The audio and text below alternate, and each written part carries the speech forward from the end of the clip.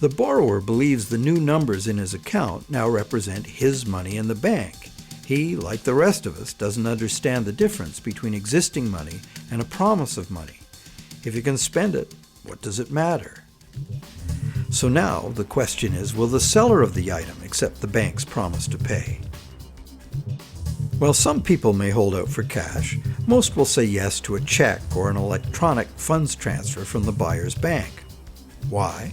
Because the seller knows from experience that she can deposit the check at her bank and it will increase her account accordingly. So what happens next?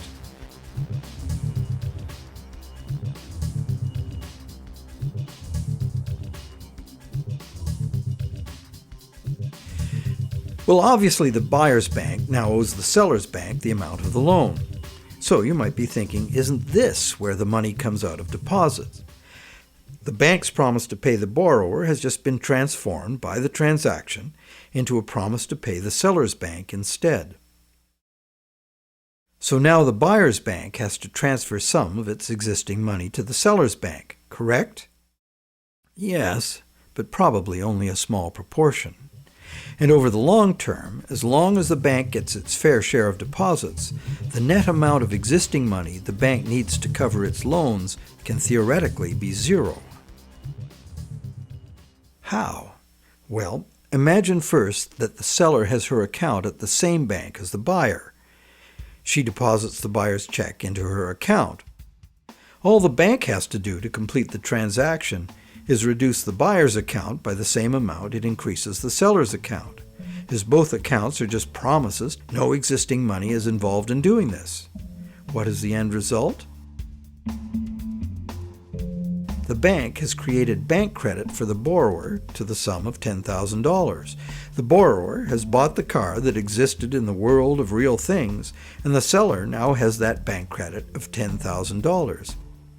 Thus, a brand new claim upon $10,000 worth of real goods of value was accomplished with absolutely $0 of the bank's or anybody else's money. On top of that, the bank gets to have all this so-called money paid back by the borrower's honest toil plus interest, or the bank gets the car. Magic like this is usually seen on stage. So now let's examine what happens if the seller deposits her check in a different bank. Won't that require a transfer of existing bank funds from the buyer's bank to the seller's bank? Perhaps, but it will almost certainly never be anywhere near the whole amount because, in effect, the banking system functions as one bank. To illustrate, let's add another transaction to this scenario. That same day, the seller's bank made a similar loan to a little old lady who bought a mega home theater system. The electronics store deposited her check at their bank.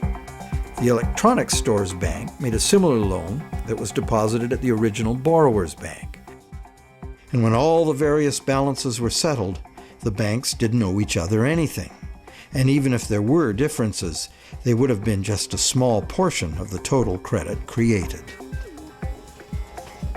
So, at this point we can say that although banks don't actually lend out their depositors' money, as most of us imagine, they still need deposits to make loans.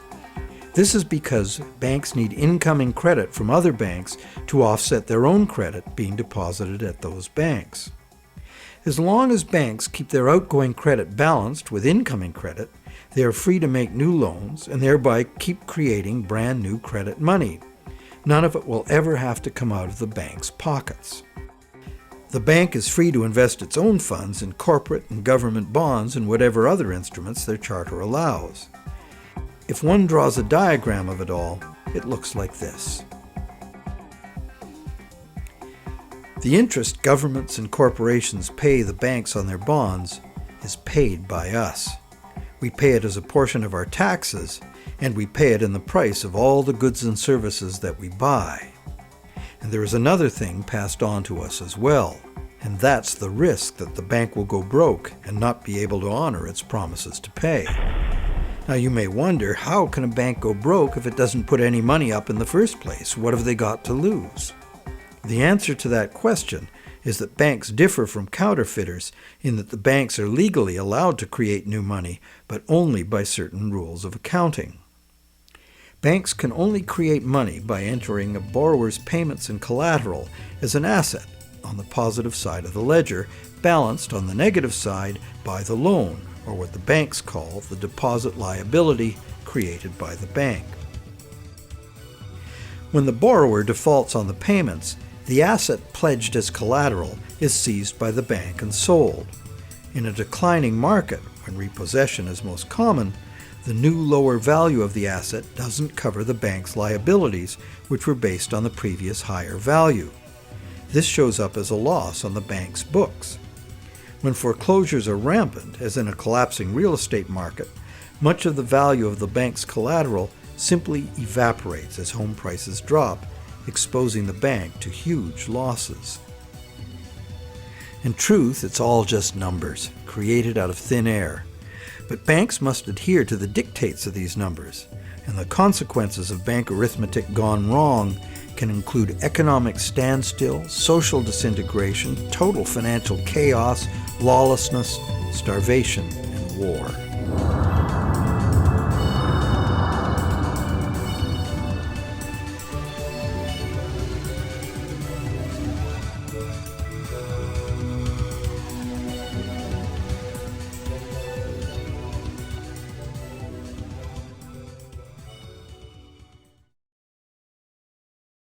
However, for the purposes of understanding the anatomy of a loan, we shall assume that the system is still functional, and all three of the loans we were looking at will get paid. The end result is that not $1 of existing money has changed hands, but $30,000 of new bank credit has been created and spent into the money supply, and each of the three banks gets to collect interest on $10,000 of it.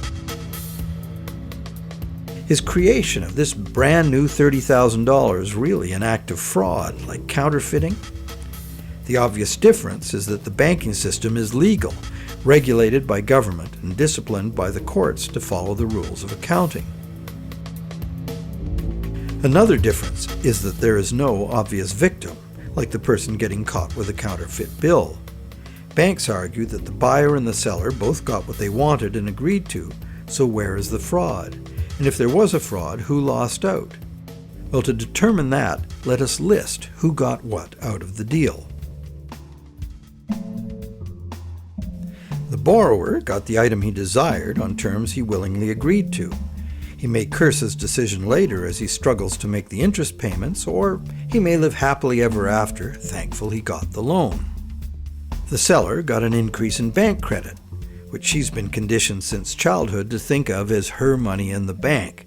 She's confident that she'll be able to spend it in turn, and she will. So, as far as the seller is concerned, she has been paid in full. She's happy. So who, if anyone, suffered as a result of the deal? Is there another party to this transaction we've overlooked? Well, there's also the bank that gets to collect interest on a promise to pay money. That's the business they are in and usually do very well by. And anyone else? Well, where did the car come from? It came from the world of real things. Natural resources, energy, and labor were expended to produce it. What if we consider the hidden party to be society at large and the natural world from which all things ultimately come? Because the brand new bank credit money didn't just sit there, it got spent into the general circulation in the real world. It's the real world that ultimately gets the new money in exchange for its car. This new money might stimulate new production, temporarily enlarging the economy, making lots of people happy. In fact, it often does, as most bank credit comes into being as a home mortgage, stimulus for the residential construction industry, a big provider of good-paying jobs. However, after its initial productive use, this newly created money will basically just dilute the money supply, reducing money's purchasing power by a very small amount. So, in contrast to counterfeiting, where the loss occurs to a specific victim, here the loss is borne by us all, because the real substance of the loan, the car, was extracted from the economy at large by a slight loss in the value of everyone's money.